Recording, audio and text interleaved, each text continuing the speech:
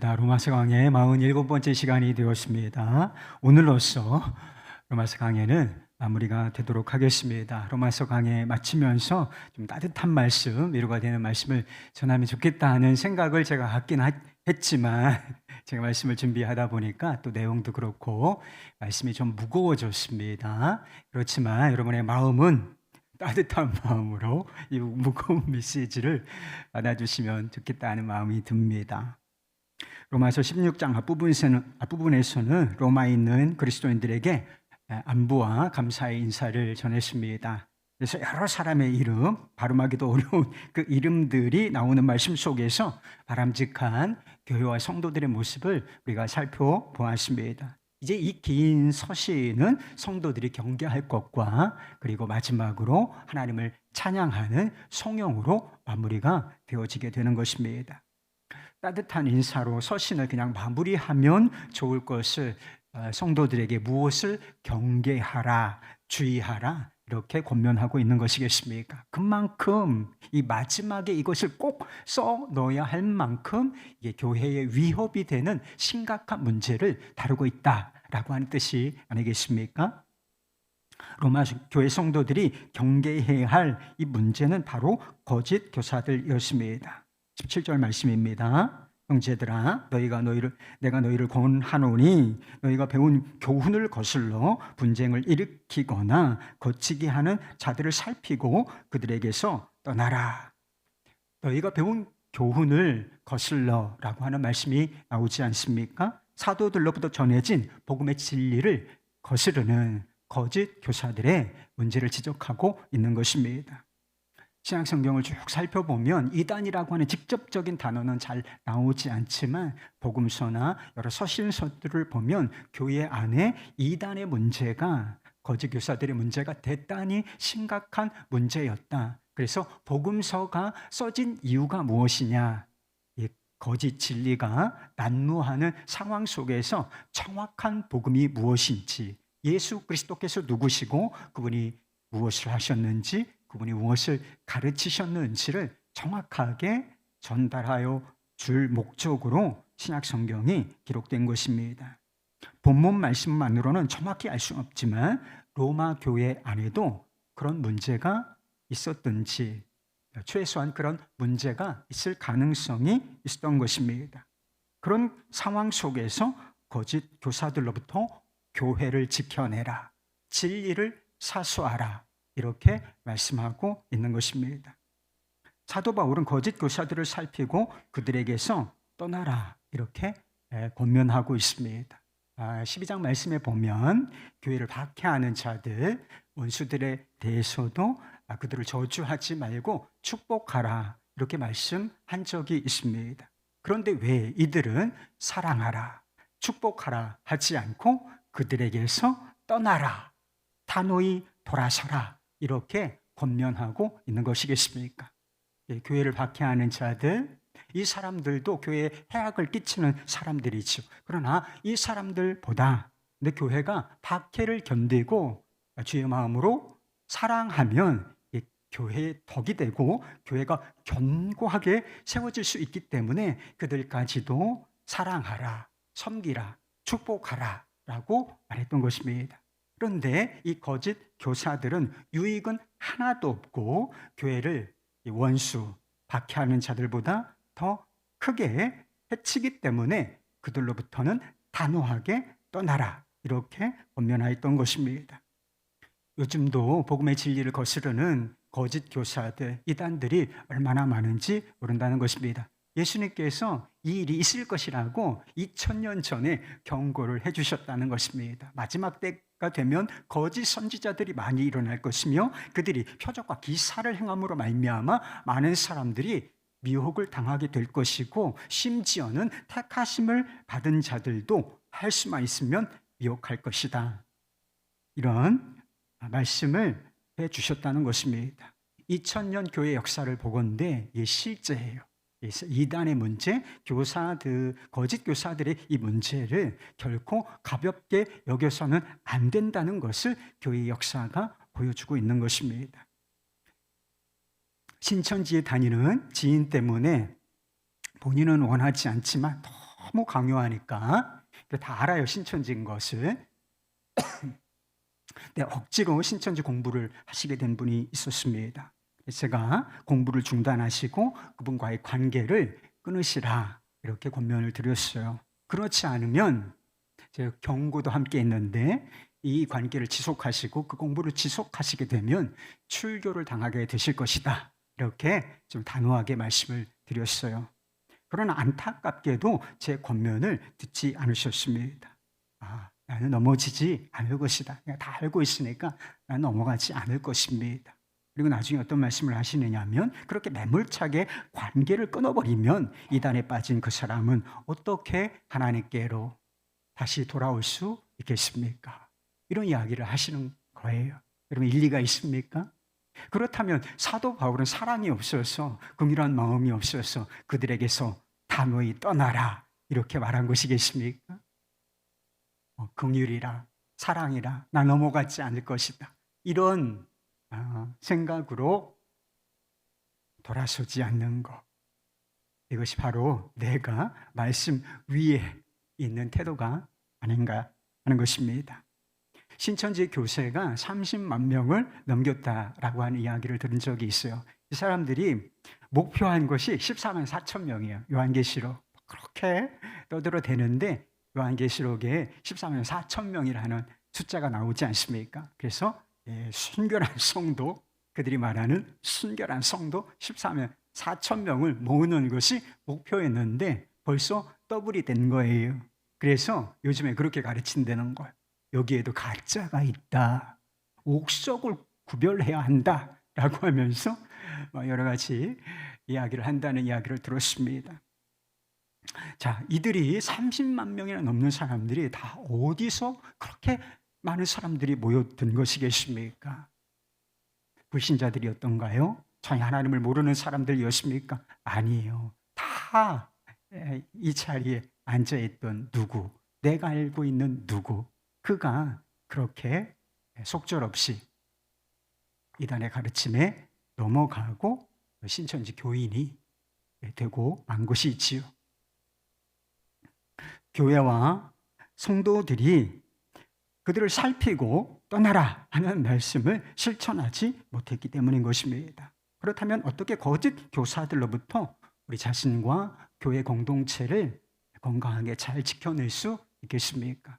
사도 바울은 거짓 교사들의 가르침을 분별하는 3가지 분명한 기준을 우리에게 제시해 주고 있습니다. 이 3가지 분별 기준이 우리 안에 명확하게 있으면 어떤 가르침이 들어올 때 그것을 분별할 수 있는 기준이 된다는 것입니다. 첫째는 어떤 가르침이 성경과 일치하는가라고 하는 것입니다.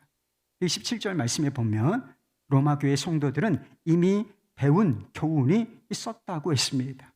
사도들을 통해서 전하여진 이 복음, 사도적인 복음을 이야기하는 것입니다. 이 사도들이 전한 이 복음의 말씀, 이것이 지금은 어떻게 우리에게 전달되어 있습니까? 성경에 기록된 말씀으로 우리에게 주어져 있다는 것입니다. 그런데 거짓 교사들의 가르침은 이것을 거스르고 벗어나 있다는 것입니다. 갈라디아서 말씀을 보면 갈라디아 교회 안에도 이 거짓 교사들의 문제가 대단히 심각했다라고 하는 것을 알 수가 있습니다. 그들은 구원을 받으려면 예수를 믿으라, 예수를 믿지 말라가 아니에요. 예수를 믿으라. 그러나 거기에 더하여서 할례를 행할 것이며 율법을 지켜 행할 것이다. 그래야 온전한 구원을 받게 될 것이다. 이렇게 가르쳤다는 것입니다. 근데 사도 바울은 이들이 가르친 이 교훈, 이것을 다른 복음이라고 불렀습니다. 그러니까 이 복음이 여러 개가 있는 것이 아니라, 다른 복음이 실제로 있다는 뜻이 아니라 이것은 복음이 아니다, 가짜일 뿐이다 라고 하는 뜻인 것입니다. 그들의 가르침이 왜 다른 복음인가요? 사도 자신이 전한 복음, 율법의 행위가 아니라 오직 은혜로, 오직 예수 그리스도를 믿는 믿음으로 구원을 받는다, 이 복음의 진리에서 벗어나 있기 때문인 것입니다. 예수를 믿으라. 여기까지는 좋다는 것입니다. 근데 무엇이 벗어나 있는가? 그것으로 충분하지 않고 거기에다가 율법과 행위를 더한 것. 이게 순수한 복음의 진리에서, 정확한 복음에서 벗어난 것. 그래서 그것이 다른 복음이 된다는 것입니다. 세상에 다른 복음을 가르치는 거짓 교사들은 너무나 많습니다. 이런 이단 저런 이단, 이단의 종류가 막 말할 수 없이 많다는 것입니다. 그런데 어떻게 다 우리가 그것을 분별해 낼 수 있을까요? 명품의 특징을 정확하게 알아야, 짝퉁은 너무 많으니까 명품의 특징을 정확하게 알고 있는 사람이 이게 가짜구나 라고 하는 사실을 분별해낼 수 있는 것처럼 우리가 정확한 복음의 진리를 알고 있어야 한다는 것입니다. 여러분은 성경이 말씀하는 정확한 복음의 진리를 알고 계십니까? 뭐 이상한 가르침이 오면 그거 좀 이상하네, 다른 복음이네, 이렇게 분별해내실 수가 있겠습니까?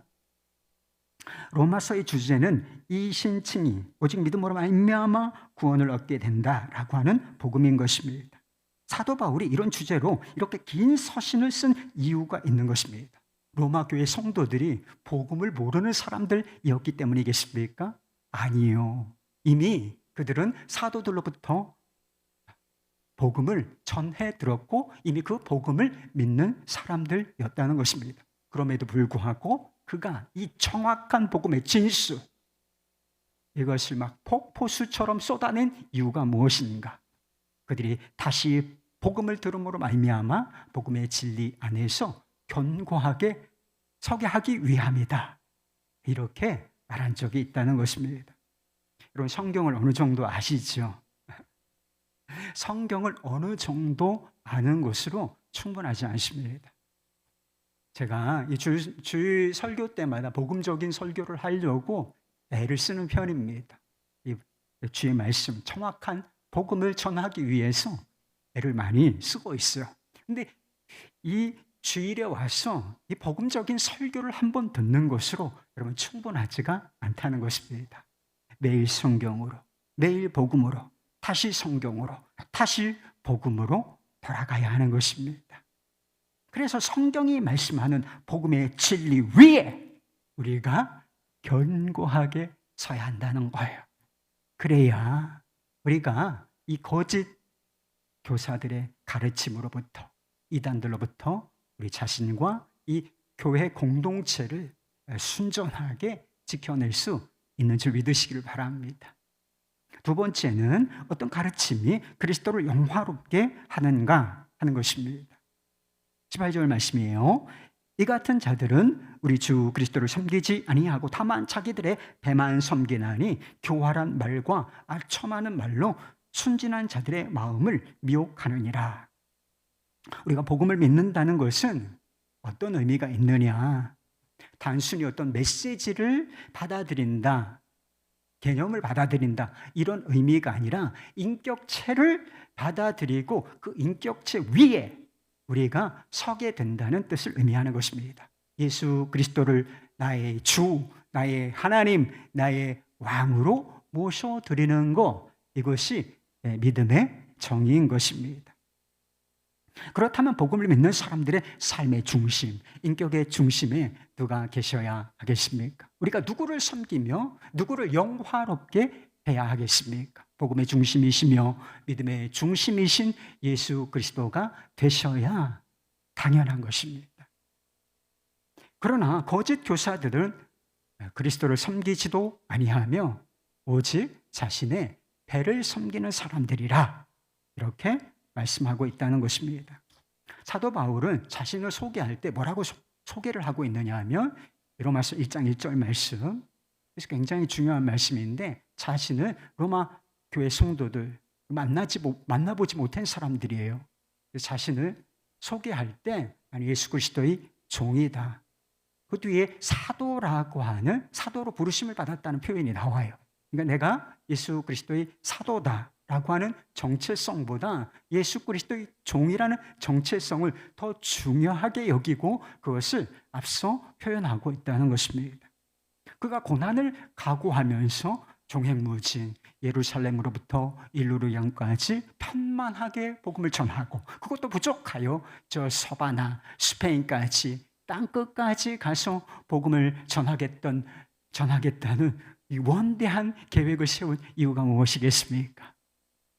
자신을 사도로 부르시고 복음을 전파라고 하는 명령을 주신 그리스도를 섬기기 위하여 자신의 삶을 다 온통 불살라 드리기를 원했다 하는 것입니다.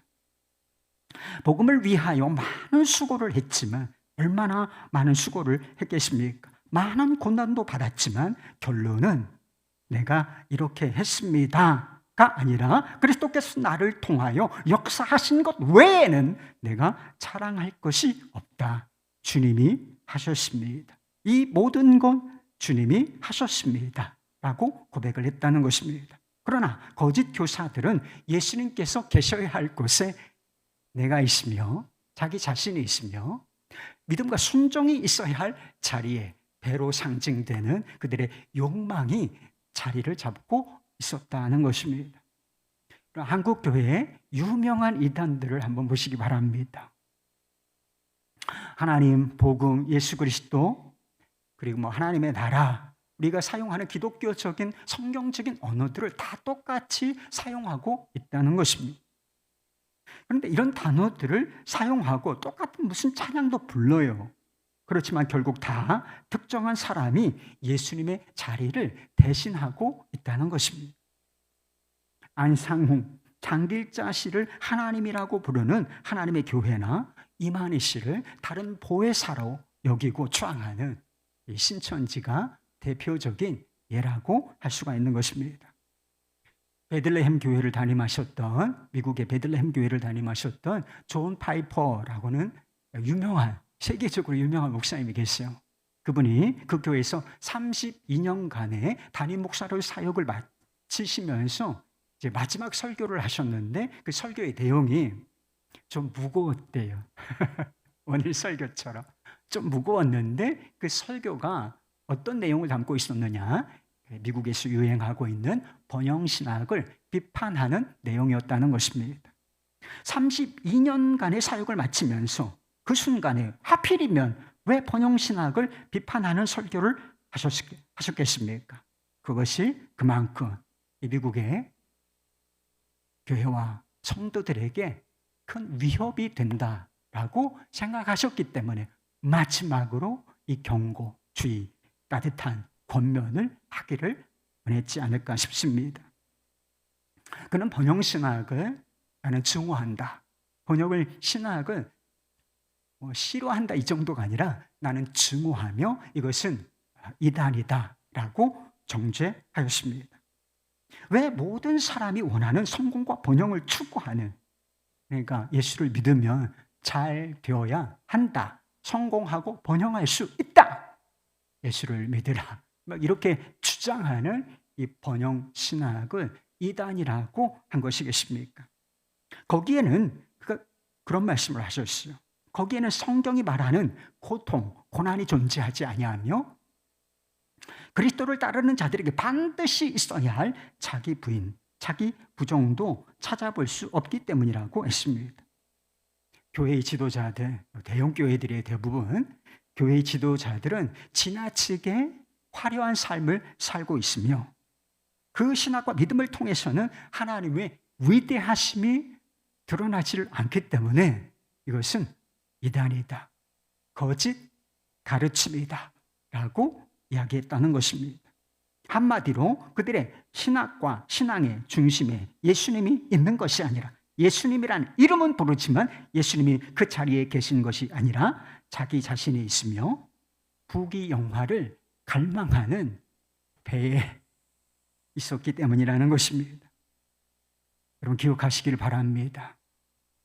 우리 주 예수 그리스도를 바라보게 하고 그분을 섬기며 그분을 영화롭게 하는 가르침이 아니라면, 그것이 아무리 그럴듯하게 달콤하게 들린다 할지라도 그것은 결코 복음의 진리가 아니라는 사실을 기억하실 수 있기를 바랍니다.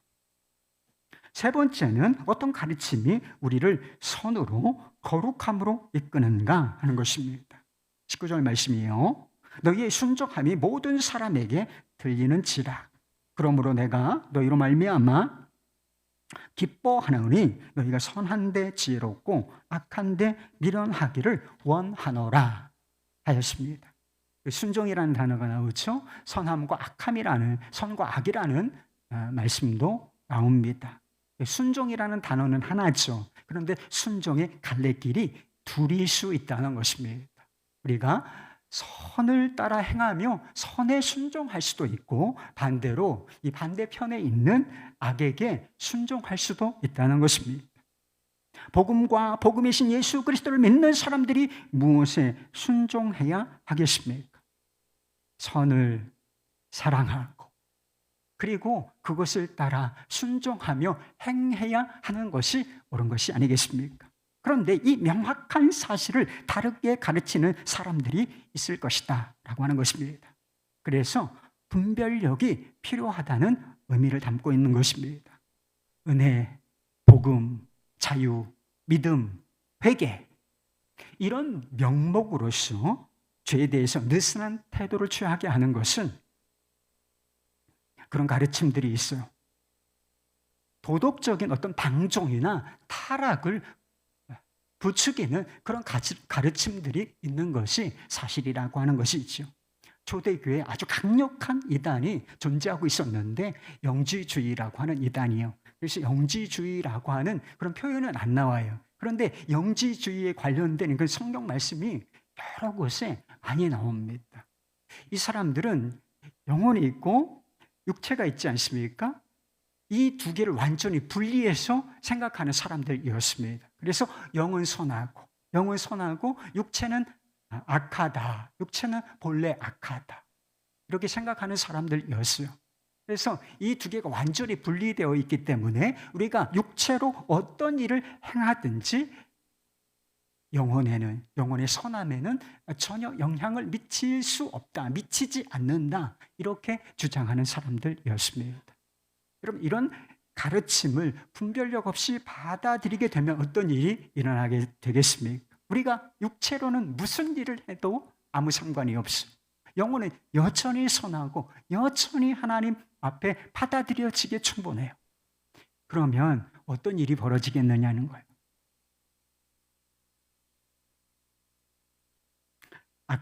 선한 데보다 악한 데 더 지혜로워지게 되는 것입니다.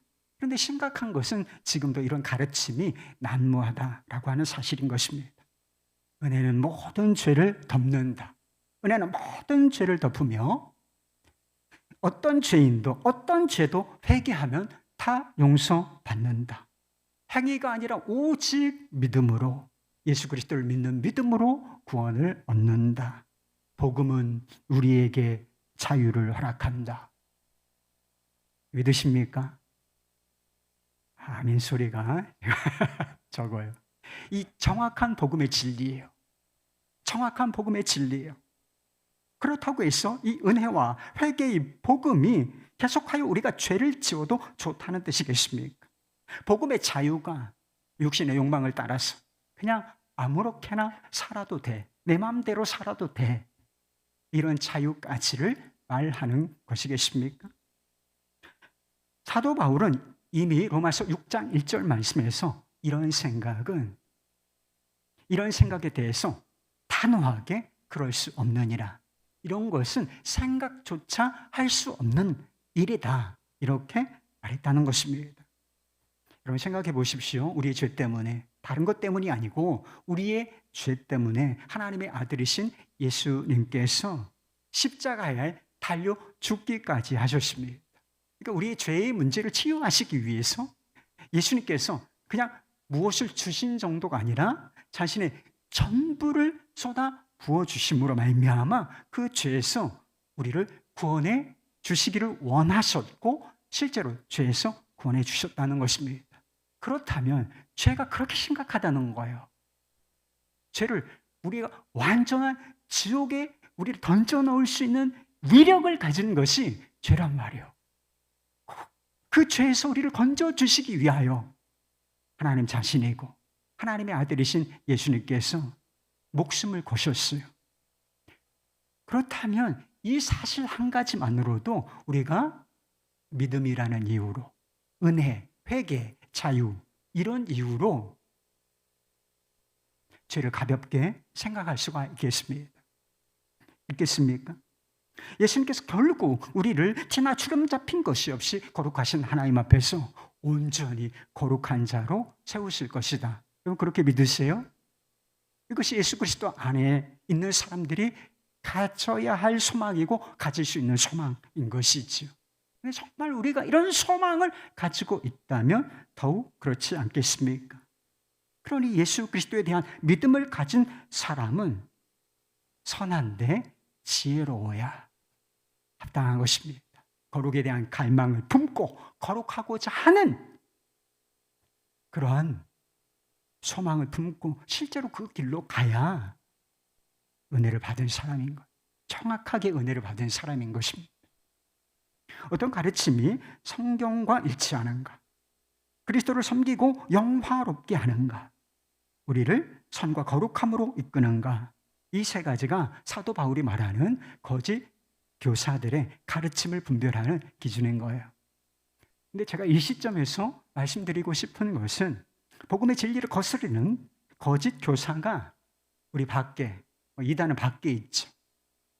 우리 밖에 있을 뿐만 아니라 우리 안에도 있을 수가 있다는 사실인 것입니다. 우리 스스로가 그 잘못된 교훈으로 우리 자신을 얼마든지 속일 수가 있다는 것입니다. 여러분은 진리를 거스르는 이단이 밖에만 아니라 내 안에도 있을 수 있다. 이렇게 단 한 번이라도 생각해 보신 적이 있습니까? 금요일에도 말씀드린 건데요. 한 청년이 아버지를 몇 년간 만나지 못하다가 아버지를 만나게 되었다는 것입니다.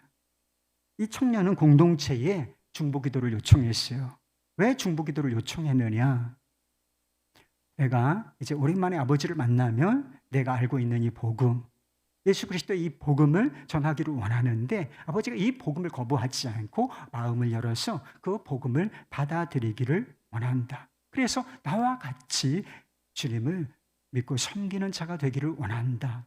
이런 기도 제목으로 청년 공동체의 지체들에게 중보 기도를 요청을 했다는 것입니다. 그런데 그가 아버지를 만나고 와서 돌아왔는데 이 청년이 놀라운 이야기를 해주었다는 것입니다. 청년이 아버지에게 복음을 전하자 아버지는 내가 어느 해, 어느 집회에서 예수 그리스도를 나의 구주로 영접한 적이 있다. 이렇게 이야기를 하더라는 것입니다. 문제는 그 청년이 자라오는 동안 아버지에게서 그리스도인이라고 할 만한 증거를 전혀 볼 수가 없었다는 것이죠. 그래서 이 아들이 우리 아버지는 예수 그리스도를 안 믿어. 그러니까 예수 그리스도를 믿고 하나님의 자녀가 되기를 원하였기 때문에 복음을 전하려고 했던 것이죠. 왜 아들이 아버지가 그리스도인이라고 할 만한 증거를 전혀 찾아보지 못했을까요? 아버지가 나는 예수 그리스도를 영접했어 라고 스스로를 속이고 있었기 때문인 것입니다. 나는 바른 복음을 바르게 믿는다고 생각합니다. 여러분 그러시죠? 나는 바른 복음, 다른 복음 아니고 바른 복음을 나는 믿고 있다. 그렇게 여러분도 아마 여기고 계실 것입니다. 그렇다면 예수 그리스도의 종이라는 정체성을 가지고 이 자기 중심적인 삶의 종지부를 찍기로 결정하신 적이 있습니까? 실제 그렇게 살고 계신가요? 입으로는 예수님을 주님이라고 우리가 얼마나 자주 부릅니까? 입으로는 예수님을 주님이라고 부르면서도 여전히 나 하면서 살고 계신 것은 아닙니까? 자기 의와 자기 만족과 자기 영광이라는 배를 섬기고 있는 것은 아닌가요? 이기적인 욕망을 따라 살면서 그래서 이단들의 특징을 이야기하면서 분쟁을 일으키는 자들이라 이렇게 말씀하고 있어요. 관계가 깨어지고 공동체가 약화되어야 먹이로 삼기가 쉽기 때문에 이런 일을 하는 거예요. 그런데 이기적인 욕망을 따라 살면서 관계를 깨뜨리고 공동체를 분열시키는 이런 일을 하고 있지 않습니까? 고난의 가치를 무시하고 성경은 고난의 가치를 귀중하게 생각합니다. 복음을 믿는 사람들 안에 이 고난의 가치를 중요하게 여긴다는 것. 그러나 이 고난의 가치를 무시하면서 오직 번영과 성공, 축복만을 구하고 있지 않습니까? 선한 데보다는 악한 데 지혜롭지 않으신가요? 그렇다면 스스로를 속이고 있는 것입니다. 26절에 사도 바울은 그리스도의 복음을 전파하는 그 목적, 내가 왜 이렇게 복음을 전파하고 있는가? 그 목적을 모든 민족이 믿어 순종하게 하시려고 라고 했다는 것입니다. 표현을 보세요. 모든 민족이, 여기 나도 포함되어 있는 거죠. 믿어 순종하게 하시려고 라는 것입니다. 로마서의 큰 주제가 이신칭이라는 복음이라고 말씀을 드렸어요. 오직 믿음으로 의롭다 하심을 받는다라고 하는 이 복음. 여러분, 우리가 다른 것 다 필요 없고 오직 예수 그리스도를 믿는 믿음 하나만 있으면 구원을 받기에 충분하겠습니까? 그렇습니다.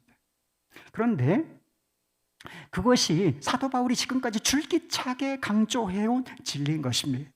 그런데 왜 믿음 뒤에, 이 마지막 순간에 믿음 뒤에 순종이라는 단어를 붙여놓고 있는 것일까요? 믿어 순종하게 하시려고, 믿어 순종하게 하시려고. 같은 위치에 있잖아요. 올바른 믿음. 그러니까 우리가 예수 그리스도를 믿는 믿음으로 구원을 받기에 충분한데 이 믿음이 결과적으로 무엇을 낳는가? 순종이라는 열매를 낳기 때문에 믿어 순종하게 라고 하는 이 두 단어를 분리하지 않고 이 분리될 수가 없는 것이니까 그렇게 사용하고 있는 것입니다. 믿음은 있는데 순종은 없습니까? 그렇다면 우리 자신을 속이고 있는 것입니다. 로마서의 구조를 한번 보시기 바랍니다. 1장부터 11장까지 복음의 진리예요. 복음이 무엇을 의미하는지 그 복음을 여러 가지 각도에서 쏟아내고 있는 것입니다. 그리고 12장부터 마지막 장까지가 그 복음을 믿는 사람들이 어떻게 살아야 하는가, 복음의 적용, 복음적인 삶에 관해서 이야기하는 것입니다. 11장까지 복음에 대한 믿음은 있는데 12장부터의 사랑과 섬김과 헌신과 복종이라는 복음적인 삶은 없나요? 그렇다면 스스로를 속이고 있는 것입니다. 거짓 교사들의 가르침만 가짜가 아니에요. 사랑과 순종이 없는 믿음도 가짜인 것입니다. 예수 그리스도로 말미암아 하나님께 영광을 돌리지 않는 이 믿음, 오직 자기에게 집중된 이 믿음도 가짜인 것입니다. 내비게이터 선교회에서 최초로 파송한 선교사 중에 로이 로버트선이라는 이름을 가진 분이 있습니다. 그가 2차 대전 때 해군 조종사로서 참전하게 되었는데 그 유명한 이 진주만 공격, 그 현장에 있었다는 것입니다. 갑자기 몰려와서 폭탄을 투하하는 일본 비행기들을 향해서 기관포를 다다다다다다 하면서 쏘았지만 준비가 되지 않은 상태에서 훈련용 공폭탄이 장착되어 있었다는 것입니다. 그래서 공폭탄이지만 하는 수 없이 적기를 향해서 다다다다다다 하면서 이 기관포를 쏘아댔지만 문제는 무엇이냐? 단 한 대의 적기도 추락시킬 수가 없었다는 것입니다. 그때 이 로이 로버트선은 가짜, 비슷해 보이지만 이 다른 가짜, 이 가짜가 얼마나 무기력한지를 절실하게 깨닫게 되었다는 것입니다. 그가 얼마 후에 10명 정도가 모이는 성경 공부 모임에 참석하게 되었다는 것입니다. 그런데 성경 공부 인도자가 그날은 특별하게 이런 제안을 하더래요. 우리가 암송하고 있는 성경 말씀이 있으면 한 가지씩 암송을 해보십시다. 특별히 힘들 때 자기에게 위로가 되고 소망이 되는 말씀이 있다면 한 가지씩 암송해 보십시다. 이렇게 제안을 해서 한 사람씩 나는 이런 말씀을 좋아합니다. 이런 말씀을 제 마음속에 품고 있습니다. 이러면서 한 사람씩 암송을 했다는 것입니다. 결정적으로 이 로이 로버트son 차례가 왔는데 아무리 하나님의 말씀을 생각해 내려고 해도 자기가 암송하고 있는 말씀이 단 한 가지도 위로가 소망이 되는 말씀은커녕 말씀이 생각나는 게 한 가지도 없다는 사실을 깨닫게 되었다는 것입니다. 그는 그때 마치 벌거벗은 사람처럼 말할 수 없는 부끄러움을 느꼈다고 했습니다. 그날 밤 교회 한 구석에 앉아 다시 한번 생각해 봤습니다. 그리고 결론을 내렸다는 것. 나는 가짜다.